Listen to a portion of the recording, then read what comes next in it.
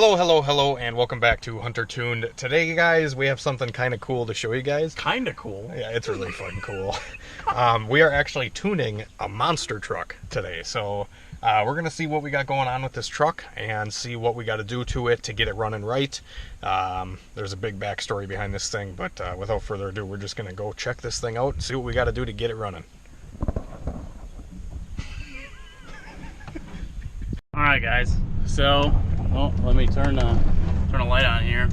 So, I was scrolling through Facebook. We got back to the house, and I found that my buddy Bronson's younger brother Bryce had a moped for sale, and so we went and checked it out, and there she is in all her pride and glory. 10 mile an hour, like 20 I gotta hit the brakes. We're going 15. Yeah, so we scooped this thing up pretty cheap, and we're pretty sure it just needs a carb clean, so we're probably gonna go do that when we get back to the house and just have this thing going tonight yet. So that'd be pretty cool. We scooped it up, like I said, for super cheap. So, yeah, it'll be a fun little project. I don't know if he's gonna try and sell it right away or what we're gonna do. I think we should toss it in the back of the truck when we go to the track. But, I don't know. We'll see what happens. Alrighty, guys, so we are at the shop now, and sorry I kind of teased you guys with that monster truck, but we ended up tuning the monster truck last night. And crazy, what an experience that was. I didn't really film any of it because it was kind of tricky to be able to film and work on it at the same time. You know, especially with, like, I didn't know the guys very well. I didn't want to just like bust a camera in their face or anything like that. So I did talk to him though, and he does want to make some videos on the truck here very soon. So we will be heading back and possibly doing some video and some more tuning on that monster truck. I'll give you a little bit of a lowdown. We might talk about it a little more at the end of the video. But it pretty much was just like a stock 2500 HD truck, and it turned into that thing. So it still was using the 6-liter LS engine and 4L80E transmission. A bunch of other stuff like big transfer case, big freaking huge ginormous axles under it, 75-inch tires or some crazy shit like that. They're like 6 feet tall. Christian was like standing next to one of the tires, and they were like taller than Christian, so crazy. We did get it running pretty well, but they were having some transfer case issues with the truck, so they're going to try to sort out those transfer case issues with the truck, and then we'll be heading back and hopefully going to have some more fun with it. That truck did have an On3 performance turbo kit on it, pretty much the same kit that I used on my truck build on the channel here. If you guys haven't checked out that video, it's a pretty popular one on the channel. But yeah, so that truck kind of had the same turbo kit on it and everything like that. Low boost for now. We switched it over to E85 and a few other things, but man, that thing was a ride. So anyways, today we're back working on the Del Sol. This is the project that we just picked up the other day, and we got it sorted out. We got new motor mounts installed onto the car. Me and Christian were working on it the other day. We got everything sorted out. We got all the coolant lines on it. Hasn't lost any coolant, so it's not leaking anywhere. And yeah, so we did the mounts, did all that stuff, got the motor running, and discovered that it had a rear main seal leak. So we had to fix the rear main seal, and both the axles were shot. They had rips in the boots and everything like that, so we got some brand new axles in it. And we also got a new rear main seal installed. We actually just took a used one that I had laying around and replaced it, because the one that was installed into there had that rip in it, so that's why it was leaking. So we just pushed a new one into the housing. The D and B series use the same rear main seal, besides the housing. The housing is different, so I just took a B series one and put it in the D series housing, and now we're not leaking anything. So we resealed the oil pan. We had the whole oil pan off of this thing. I rechecked. I checked the bottom end to make sure that it did have the rods and pistons in it, which it does. I verified the torque on all the bolts, and we checked the bearings over, and everything looked okay. So hopefully the bottom end will be all right in this thing. But we did take the fuel injectors out of it, and we're going to be swapping some HunterTuned decapped injectors into this thing, and I wanted to kind of give you guys a video, kind of step-by-step setup here. So this thing's got some really crazy injector wiring going on, so I'm gonna have to really just kind of delete all this bullshit that they got going on with the injector wiring here. So we're gonna be deleting that, and no resistor box, and then we're just gonna run it how normally these cars are without the resistor box, high impedance. So yeah, anyways, I'm going to be installing some normal style truck injectors into this thing, and we're going to be running it on E85. These injectors are around 850 cc of flow, and they support about 400 horsepower worth of fuel on E85. If you're running pump gas, they could probably do about 500 horsepower. Or I should say pump gas, or like a race gas of some sort. So anyways, this is what the injector looks like, and when you receive my kits in the mail, when you buy a set of the normal style, they come pretty much just like you see this injector here. You'll get, you know, the injectors just how you see them here. And then you'll also get some pigtails here that are off of, you know, just Silverados or whatever. And these are the pigtails that you'll have to wire into the stock harness. And then this injector, like I said, is what you'll get. 4 of those, and then 4 clips. And then a sticker sometimes. So anyways, these little green things are actually injector top hats, and we're going to be running these top hats onto the top of these injectors to make them work. You can get away without using the top hats, but I personally have been having better luck with using the top hats. I know Christian doesn't have top hats on his, and a bunch of other people don't run the top hats, and they don't have any issues. But sometimes when you don't have the top hats on, and you just take off the top O-ring here, you can just take this top O-ring off, and you can put like a smaller size O-ring on that fits the fuel rail. You'll put like 2 of them in there, so it kind of doubles the sealer or sealant on it, because the space where the O-ring goes is a lot wider than, like, say, a normal Honda injector. So I just pulled out some DSM 450s out of this thing, and as you guys can see, the O-ring on the top here is a lot thinner and smaller than the, you know, GM LS O-ring. So that's why you need to either run the top hats, or you need to take the O-ring off and put some smaller O-rings in there, but that doesn't usually work out the greatest, and I don't recommend it. So there is a set of RDX top hats on eBay. They're like 11 bucks, and I usually recommend people just get those, the RDX top hats, and they space it out pretty much to the same size as like any stock Honda injector. And then you can have, it'll adapt the big O-ring to the small O-ring, and then it'll go plug right into the fuel rail. You won't have any issues. So that's what we're going to do on this one. These injector top hats that I have are not an exact RDX, but they're the same length and stuff, and they're the same kind of design, so it's going to be the same scenario. These are ones I just literally had laying around. So anyways, these top hats will just kind of push right onto the top of the injector like so, and then you're left with a height adjustment, and you have the smaller O-ring on the top here. So now we have all the injectors with the top hats installed onto them. Now we're just going to put them in like we would any other fuel injector, and once they're installed into the rail, we will pick up. But another thing that I've had some questions on, it's crazy, I've sold like 300 sets of these injectors in the last year or so, and a lot of people are running them, and a lot of people are having really good luck, but a few people have issues or concerns with sometimes the O-rings, or the stock Honda grommets that sit into the intake manifold down here. These ones are bored out for a DSM injector, because DSMs have a fatter bottom section.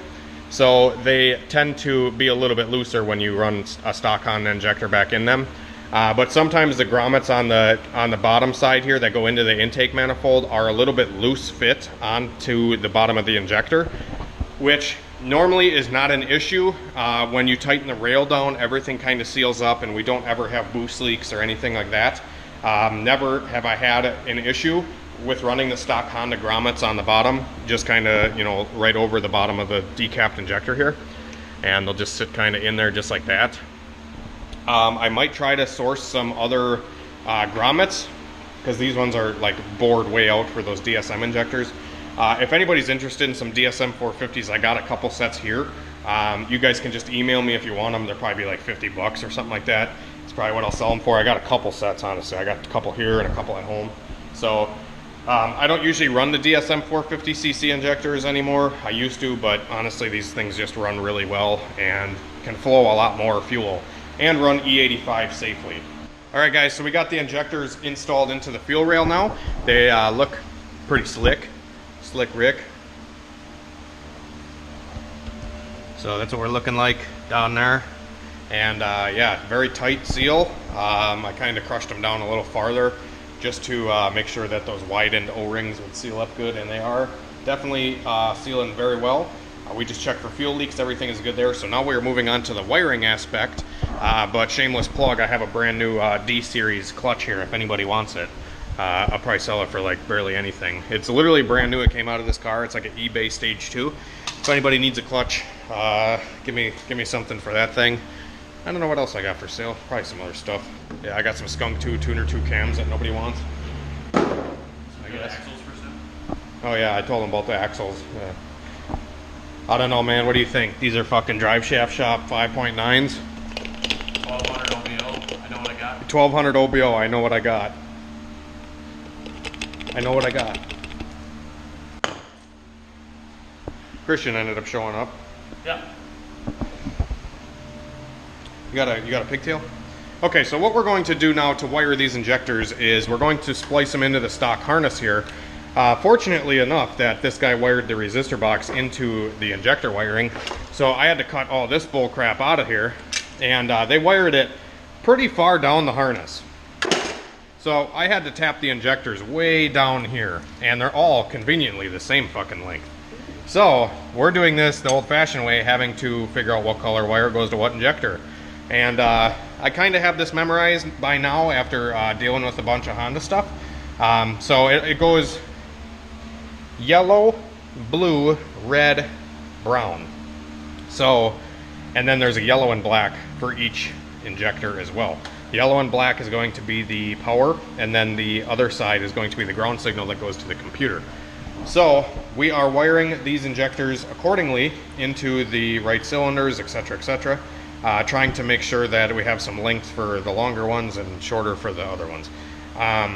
So anyways, these are the pigtails that I usually give you guys, and sometimes they have this little white, actually they always have this little white wire separator thing that sits in here, and it kind of just like keeps the wires together. You don't really need this. I usually rip them off because then I can run some loom around it or some electrical tape, and it looks a lot better that way in my opinion. So these are the little clips. These are the Delphi connectors. The Flex Fuel style uses an EV6, which is more common, but this is a Delphi style, so these are a little bit not as common of an injector plug. But yeah, pretty much what we're going to do, a lot of people ask me is what wire goes to what thing, and with injectors it really doesn't matter as long as you have those ones that I just told you guys, that the yellow one goes to the number 4, you know, blue goes to number 3, red goes to 2, and brown goes to 1. So you got to make sure on the engine harness side of things, like you can see down here where we already soldered these connections in.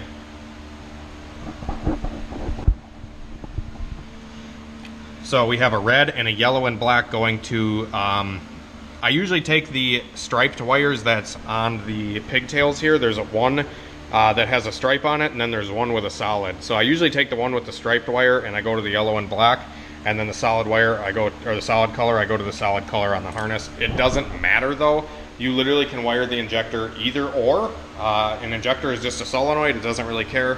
It just needs to be power and grounded to either side for the solenoid to open. So anyways, that's how I'm gonna do it though, just because, you know, it looks a little better and neater and stuff like that. So anyways, we're gonna take these last 2 wires here and solder up the connection.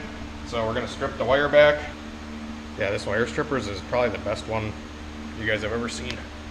There we go. It does the job. It does do the job, yep. I mean, I could probably go buy a Cornwall or Snap-on one, but old Rusty fucking does the job pretty good. Okay, so now, like I said, we're going to take the striped wire to the striped wire on the Honda. So striped wire is closest to the plug release on the pigtail here. And we're going to take the harness, we're going to find the yellow and black of the number, what would that be, number 1 or number 4? I think number 4. I'm going to strip them back.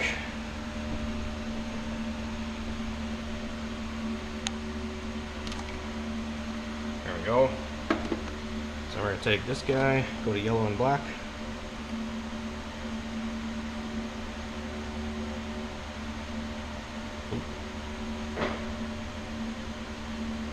you tell the viewers about our frog?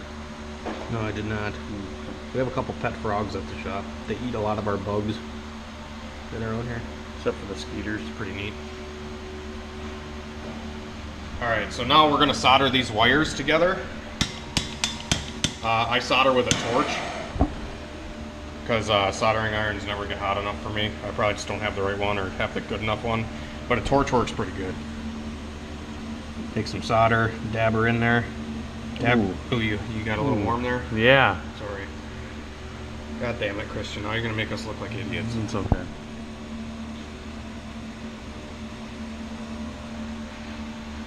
There you go. Now one more.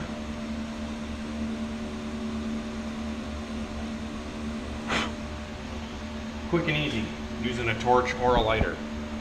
I highly recommend. Right next to the fuel line. No more hair. No more hair. Okay, so now that those are soldered up, we'll put some tape on them. Could use heat shrink, but we're out, so bash me right now.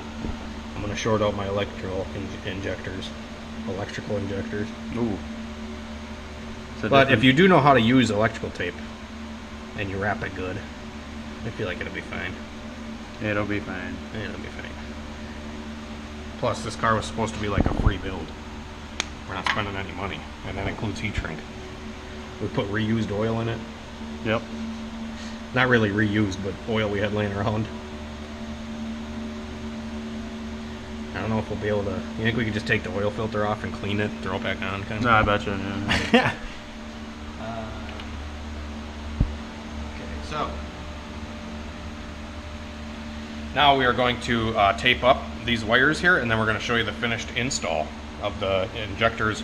Once I'll tape each of these wires, like so this is a pair for one injector. I'll run some tape around it, and then I'll do it for another one, and then this one, and this one. So,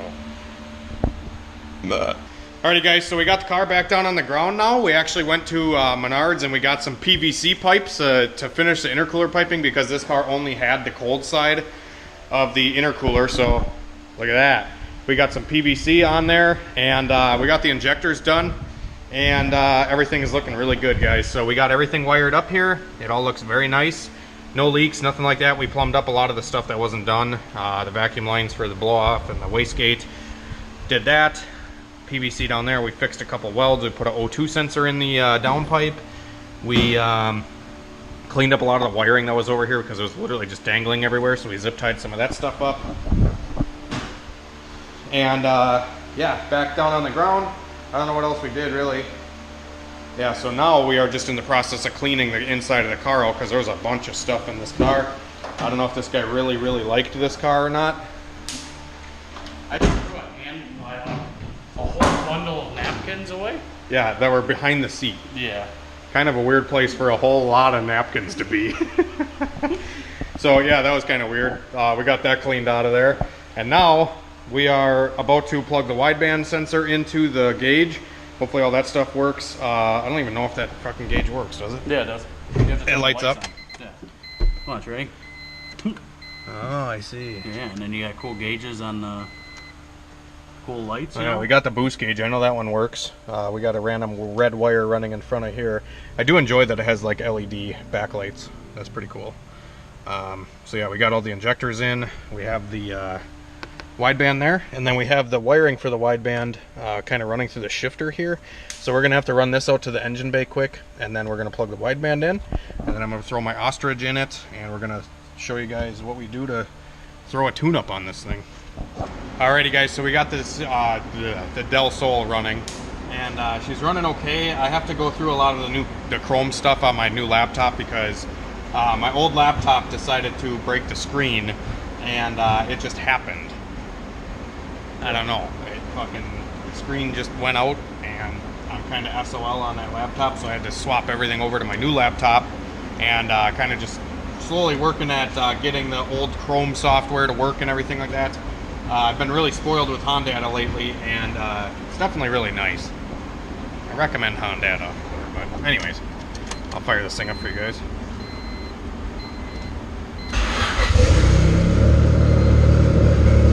Fires right up. Breathe on the key. plates right up. But this thing's still on pump gas, and pump gas stinks and sucks, and I don't recommend it. So yeah, but other than that, it's running pretty good. Not leaking anything. Looking good there. Motor sounds good.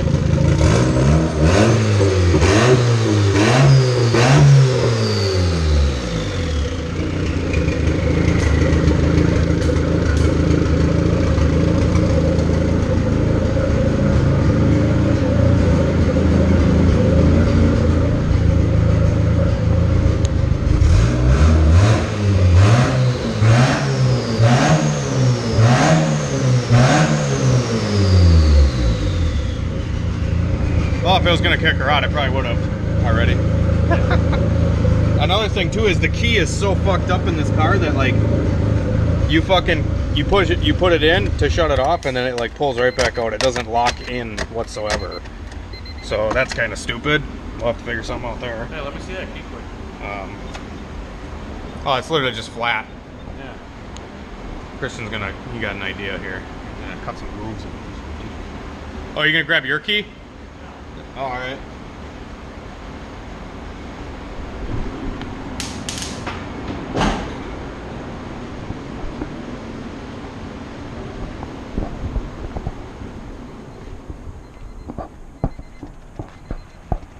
Does it work? No. No, it's not. I think it's just fucking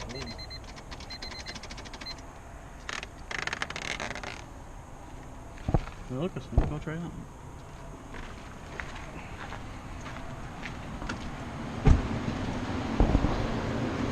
Also, we did plan on going racing tomorrow with the Mustang or something, but I don't think we are going to go anymore, at least at this time. I might change my mind tomorrow, I'm not sure. But it's supposed to be 95 degrees outside and like 110 heat index, because the humidity here is really bad, and I don't think racing is going to be that fun when it's 110 degrees outside.